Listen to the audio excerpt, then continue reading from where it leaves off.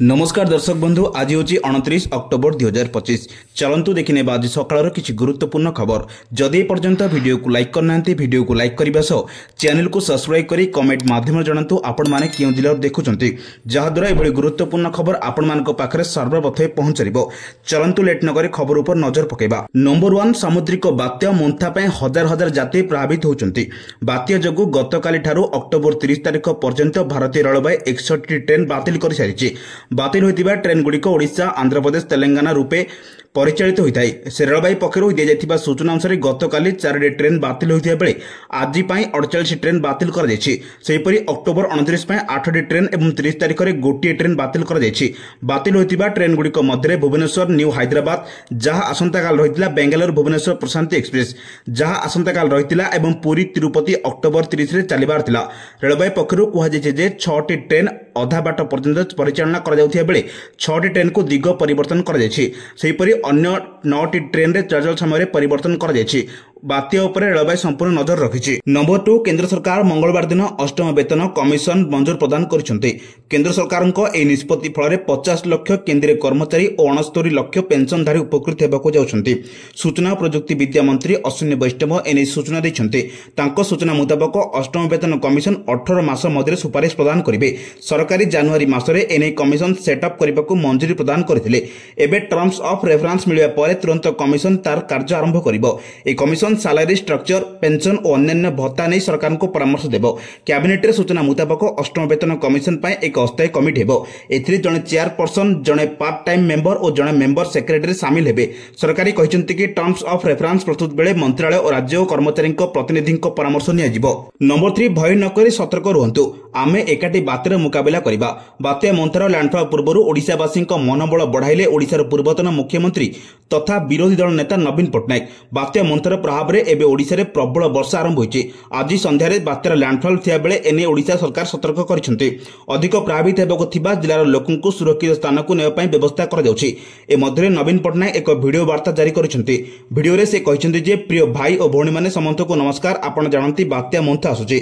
आगरु आमे अनेक बात्यार सफल मुकाबिला करिछे, तेनु भय न करंतु नै, सतर्क रहंतु, प्रशासन को पूरा सहयोग करंतु। नंबर 4 एसीएस तथा स्वतंत्र रिलीफ कमिशनर, शक्ति विभाग प्रमुख सचिव एवं अन्य विभाग सचिव माने जोग देथिले। शक्ति विभाग तार प्रस्तुति एवं विद्युत भित्तिभूमि उपरे बात्यार संभाव्य प्रभाव को कम करबा एवं राज्य सारा निरवच्छिन्न विद्युत जोगाण सुनिश्चित करबा निया पदक्षेप गुड़ी को उपस्थान करथिला।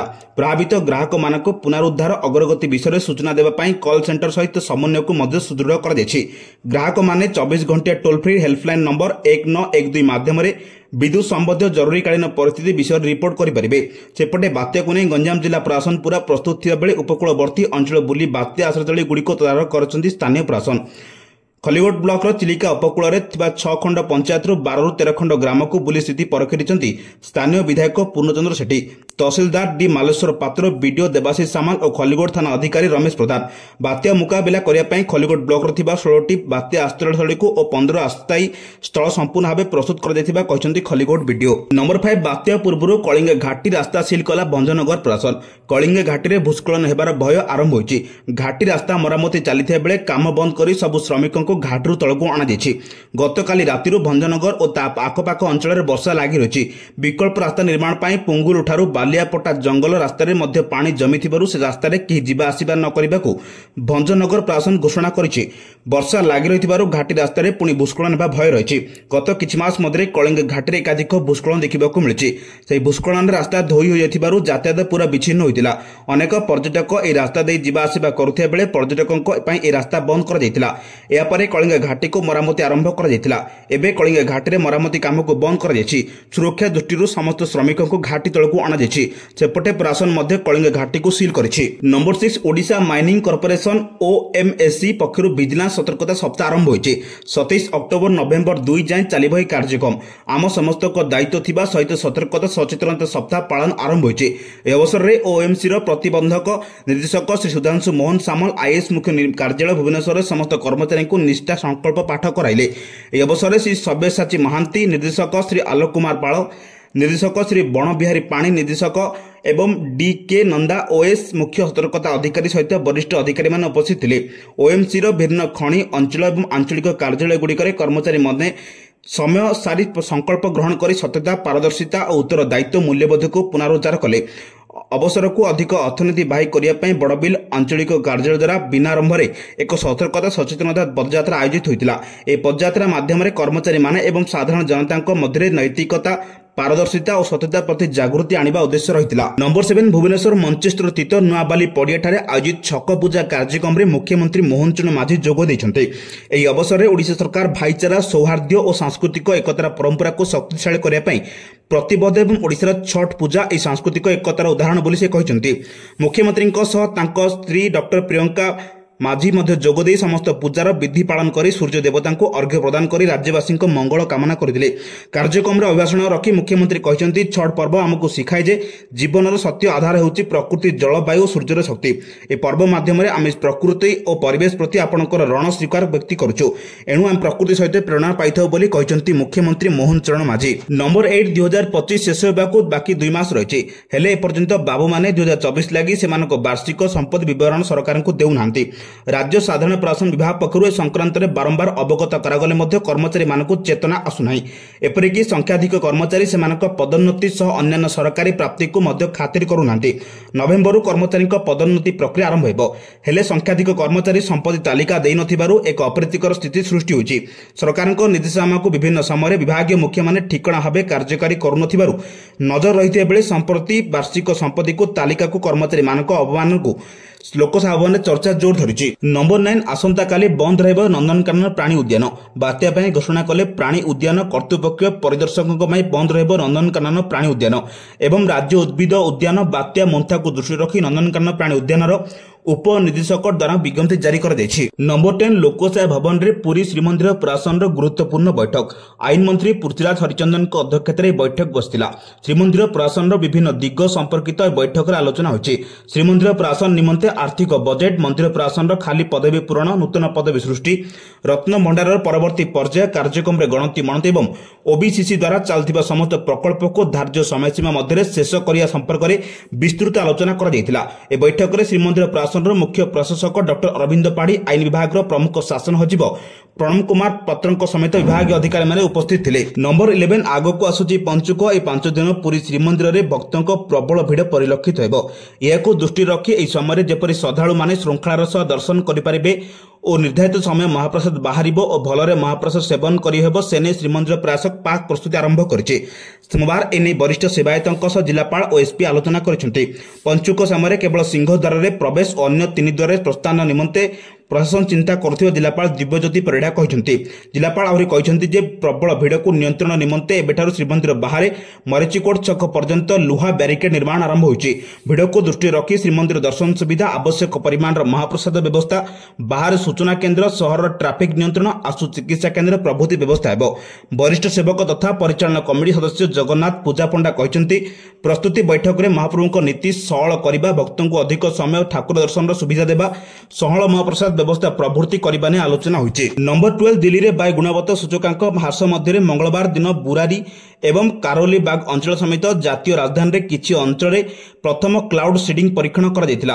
क्लाउड सीडिंग कार्य पई सज्जित एक स्नोना विमान आज काननपुर दिल्ली उड़ान करतिला एवं ए अभ्यास करतिला। अधिकारी अनुसार दिल्ली एबे जेकोन समय रे कृत्रिम वर्षा देखि पारिबो। राजधानी रे वायु प्रदूषण रो मुकाबिला करिया पई उद्दिष्ट क्लाउड सीडिंग परीक्षण शीत मास गुड़िकर खराब होउथिबा वायु गुणवत्ता ह्रास करिया पई दिल्ली सरकार व्यापक रणनीतिर एक अंश। दिल्ली रे द्वितीय थर पई क्लाउडिंग सीडिंग परीक्षण करा जायछि। गत सप्ताह पूर्व बुरारी अंचल रे क्लाउड सीडिंग परीक्षण उड़ान करा जायतिला।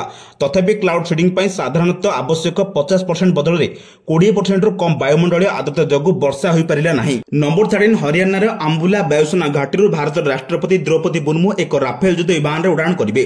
मंगलवार दिन राष्ट्रपति भवन पक्षरु जारी एक सरकारी विबृत्ति रे कहा जायछि राष्ट्रपति द्रौपदी मुर्मू बुधवार दिन हरियाणा रो अंबाला यात्रा करिवे जेउठारे से एक राफेल उड़ान करिवे। भारतीय वायुसेना रे आधुनिक क्षमता अनुभव करिबा एवं सशस्त्र बाहिनी रो मनोबल वृद्धि करिया पई एही उड़ान करा जाउछि। पूर्व राष्ट्रपति मुर्मू एप्रिल 8 2023 रे आसाम रो तेजपुर वायुसेना घाटी रे एक सुखे 30 MKI युद्ध विमान उड़ान करथिले। राफेल हेउछि भारतर सबुठारु उन्नत युद्ध विमान मध्यरु गोटिए जहा फ्रांस रो अधिग्रहण करा जायतिला। ए अत्याधुनिक एभियोकिन्स राडार सिस्टम एवं दूरगामी आक्रमण क्षमता सज्जित करिछि। आंबला वायुसेना घाटी राफेल स्क्वाड्रन नियोजित भारतर वायु शक्ति रे एक प्रमुख परिवर्तन आनिछि एवं राष्ट्रपति उड़ाण को एक स्क्वाड्रन पाई एक वर्गर मुहूर्त भाव में विवेचना कर देउछि। नंबर 14 बिहार रो भोटर तालिका स्वतंत्र संघन संशोधन सफलतार सह संपन्न हेबा पर द्वितीय पर्याय 12 राज्य और केंद्र शासित अंचल ए प्रक्रिया आरंभ हेबाक जाउथिबा मुख्य निर्वाचन कमिशनर सीईसी ज्ञानेश कुमार सोमवार दिन घोषणा करिसेंति। ए पर्याय रे उत्तर प्रदेश, तमिलनाडु, पश्चिम बंग, राजस्थान, मध्य प्रदेश, केरल, गुजरात, छत्तीसगढ़, गोवा, पंडिचेरी, अंडमान और निकोबर एवं लक्षद्वीपपुंज एसआईआर अनुष्ठित हेबो। ए राज्यगुड़िक मध्य तमिलनाडु, पंडिचेरी, केरल एवं पश्चिम बंग 2026 रे विधानसभा निर्वाचन अनुष्ठित हेबो। आसाम रे मध्य आसंता वर्ष निर्वाचन हेबाको थिबा बेले सेठारे भोटर तालिका स्वतंत्र संशोधन पई अलग घोषणा करा जियो बोली सीईसी कहिसंती। देशर स्वाधीन हेबा परे या नवम एसआईआर। या पूर्व 2002 रु 2004 मध्य शेष थर पई एसआईआर होइतिला। खबरदाता सम्मेलन रे सीईसी कहिसंती बिहार बिना कोनोसी अभियोग रे एसआईआर प्रथम पर्याय शेष होइछि। नंबर 15 बात्या मोंता पई 108 एम्बुलेंस सेवा पक्षरु व्यापक प्रस्तुति होइछि। 108 कॉल सेंटर को व्यापक पावर, इंटरनेट और जोगाजोग व्यवस्था को सुदृढ़ कर दैछि, जहा द्वारा कंट्रोल और डिस्पैच सेंटर रु निरवच्छिन्न जरूरीकालीन सेवा जोगाई दिया जिवो। जरूरीकालीन कॉल संख्यार संभाव्य वृद्धि और कोनोसी कॉल जेपरि हाथ छड़ा न होय सेति पई अतिरिक्त कर्मचारी नियोजित कर देउथिबा 108 एम्बुलेंस परिचालना संस्था एमरी ग्रीन पक्षरु सूचना दै जाइछि। मालकानगिरी, कोरापुट, रायगड़ा, गंजाम, गजपति, कलाहांडी, नवरंगपुर किछि अंचल रे प्रबल अति प्रबल वर्षा हेबार पाणीपाग विभाग पूर्वानुमान करिछि। एहाकु नजर रखी जिला संयोजकों को जिला स्वास्थ्य कर्तृपक्ष, स्थानीय प्रशासन और पुलिस अधिकारी सह समन्वय रक्षा करने को निर्देश दिया जाइछि, जहा फल बात्या जोगु प्रभावित अंचल रे उद्धार एम्बुलेंस को सहायता जोगाई दिया पारिबो। नंबर 16 मुंबई रे आरंभ होइतिबा इंडिया मैरिटाइम वीक 2025 रे पारादीप बंदर कर्तृपक्ष 2300 कोटी टंकार 5टी बुझामणा पत्र स्वाक्षर करिसेंति। पुरी रे 500 कोटी टंकार एक क्रूज टर्मिनाल विकास करिया पई बंदर कर्तृपक्ष ओडिशा मैरिटाइम बोर्ड पक्ष बुझामणा होइछि। परिवहन सचिव उषा पाढ़ी और पारादीप बंदर अध्यक्ष पीएल हरनाथ बुझामणा पत्र स्वाक्षर करथिले। सेहिपरि 1000 कोटी टंकार बहुदा बंदर रेल संयोग प्रकल्प पई पारादीप बंदर और पारादीप रेल कॉर्पोरेशन लिमिटेड मध्य एक बुझामणा होइतिला। 300 कोटी टंका निवेश रे एक मैरिटाइम म्यूजियम और लॉजिस्टिक पार्क विकास करबा लागि Indian Port Railway and Ropeway Corporation मध्य बुझामणा होइछि। सेहिपरि 280 कोटी टंका निवेश रे एक कार्गो रप्तानी आमदानी प्रकल्प विकास करबा लागि पारादीप बंदर और इफो मध्य बुझामणा पत्र स्वाक्षर होइछि। 2263 कोटी टंकार ग्रीन हाइड्रोजन मोबिलिटी प्रकल्प पई पारादीप बंदर और एनसीपीसी मध्य बुझामणा होइछि। नंबर 17 सुना और रूपा दर रे राशर धारा चलित सप्ताह रे मध्य अभ्याहत करछि। गत सप्ताह आरंभ होइतिबा ए धारा रे उभय सुना और रूपा सस्ता होइछि। आज भुवनेश्वर 22 कैरेट सुनार 10 ग्राम पिछा 2150 टंका ह्रास पाई 1,13,000 टंका खसी आछि। ए समय 24 कैरेट सुनार 10 ग्राम पिछा 2340 टंका ह्रास पाई 1,23,280 टंका होइछि। रूपा केजी दाम 1,70,000 टंका अपरिवर्तित रहिछि। गत धनतेरस बेलकु रूपा दाम रेकर्ड 2,07,000 टंका को वृद्धि पाइतिला। इति मध्य सेथिरे 37,000 टंका ह्रास होइछि। तेबे लगातार 3 दिन धरि रूपा दाम रे कोनोसी परिवर्तन होई नै। पार्वण समय हठात सुना और रूपा दर बढ़ितिला। अमेरिका राष्ट्रपति डोनाल्ड ट्रम्प को चढ़ा शुक्ल नीति, भू राजनैतिक संकट और वाणिज्य नीति रे अनिश्चितता आदि कारण पई निवेशक माने सुनार निवेश बढ़ाइतिले। हेति पई चलित वर्ष गहना तुलना रे सुना बार और कॉइन अधिक बिक्री होतिला। एबे निवेशक माने लाभ पाइबा आशा रे सुना और रूपा बिक्री करथिबार दाम कम होउछि। नंबर 18 चलंता बस रे अग्निकांड घटी यात्री को जीवन जीवा भय समस्त को घारिछि। एहाकु गुरुतर सह नेछि परिवहन और अग्निशम विभाग। किभଳି एही गुरुत्वपूर्ण यात्रा को एडाई हेबो एही स्कूल बस टर आरंभ करी night coach, AC bus, sleeper coach पर्यंत समस्त बस रे अग्नि निरापत्ता व्यवस्था रखिबाकू बाध्यतामूलक करा दैछि। केवल अग्नि निरापत्ता व्यवस्था रखिले हेबो नै, एहा व्यवहार संपर्क रे कर्मचारी को प्रशिक्षण देबाकू हेबो। बस रे अग्निकांड घटिले एहाकू केवल नियंत्रण करि परिबे। बस रो प्रत्येक कर्मचारी संपर्क रे जानिबा जरूरी।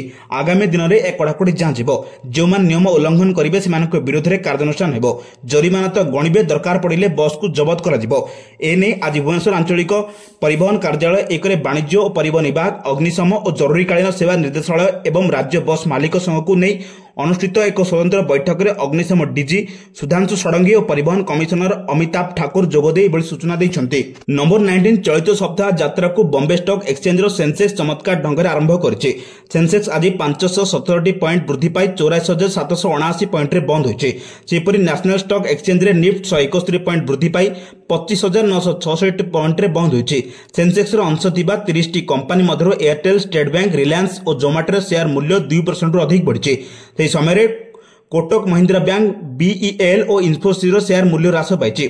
निफ्टी राष्ट्रीयकृत बैंक, रियल इस्टेट, धातव, तैल और गैस सूची में वृद्धि घटी। नंबर 20 भारतीय क्रिकेट दलर स्टार बैट्समैन श्रेयस आयर ऑस्ट्रेलिया गस्तर एक बड़ झटका पाई। सिडनी क्रिकेट ग्राउंड रे तृतीय एक दिवसीय मैच समय आयर ऑस्ट्रेलिया विकेट कीपर आइल्स कैरी को कैच करने को चेष्टा करने समय पड़ जाते।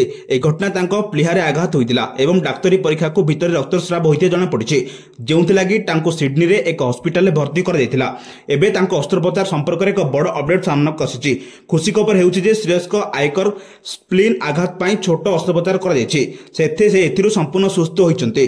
क्रिक ब्रश रिपोर्ट अनुसार अवस्था संपूर्ण स्थिर अच्छी और आईसीयू बाहर को अणा एक छोट अस्त्रोपचार थिला, किंतु अति कम 5 दिन और सर्वाधिक गोटे सप्ताह विश्राम नेबाक परामर्श दी जाइए।